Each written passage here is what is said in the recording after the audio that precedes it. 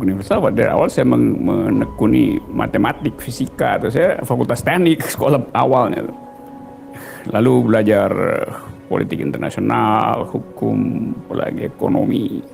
Dan saya merasa bahwa ya seluruh pengetahuan itu kan sekedar menguji konsistensi di dalam reasoning, di dalam penalaran. Filsafat sebetulnya mirip dengan matematik karena ingin menguji konsistensi. Matematik hanya menguji konsistensi. Jadi bagian yang sama antara matematika dan filsafat adalah di dalam memelihara keruntuhan penalaran. Salah bernalar dalam matematika dan salah bernalar dalam filsafat itu fatal. Artinya seluruh fasilitas untuk menghasilkan konklusi dibatalkan oleh gagal nalar. Di dalam filsafat namanya fallacies, gagal nalar. Nah itu yang saya pakai selalu untuk membahas sesuatu. Jadi kalau saya bilang rejim itu dungu, ya dungu karena gagal nalar, karena inkonsistensi di dalam penalaran, dalam kebijakan. Bukan orang yang dungu, tapi cara berpikirnya dungu. Kebijakannya dihasilkan oleh penalaran yang dungu. Jadi orang bisa marah, silakan marah, tapi tetap saya tunjukkan bahwa itu gagal. Nah filsafat membantu kita untuk terbiasa menguji asumsi, mempersoalkan hipotesis. Jadi itu gunanya filosofi. Jadi bukan berniat dari awal, keterusan aja buat kalau belajar matematik, belajar fisika, ada kenikmatan, tapi belajar filsafat memungkinkan kita untuk do thing the unthinkable. Apa namanya? Memikirkan yang tidak dipikirkan orang lain itu. Saya masuk ke filsafat justru karena saya tidak menganggap itu menakutkan. Bagi orang lain mungkin menakutkan karena memerlukan penelusuran ulang terhadap keyakinan-keyakinan sebelumnya itu, past event itu.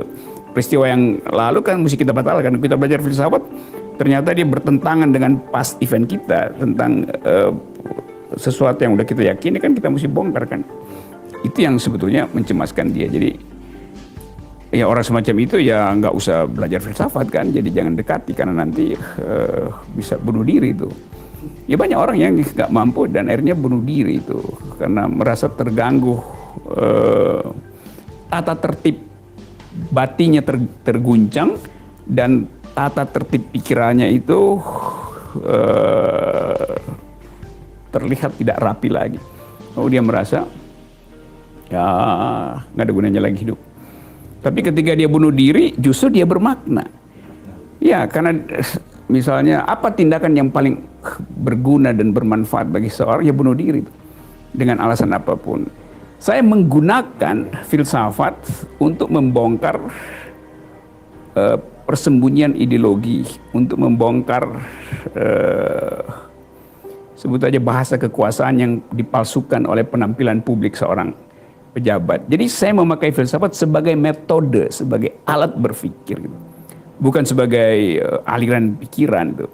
Ada aliran pikiran postmodernisme, ada aliran pikiran eksistensial, macam-macam.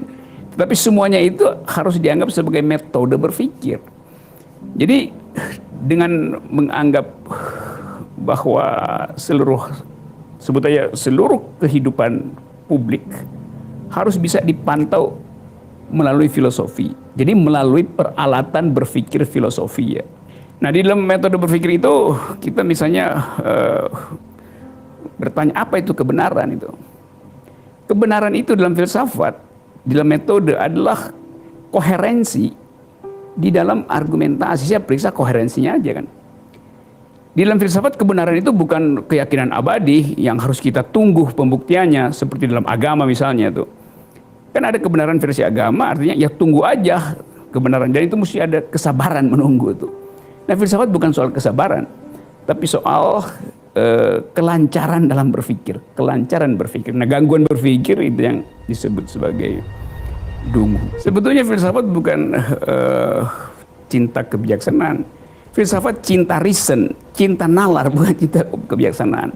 Kata dasarnya memang filosofi atau mencintai tapi bijak di situ dalam pengertian mampu bernalar dengan baik.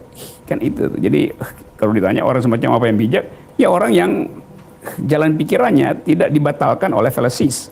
Salah satu fallacies adalah feodalisme atau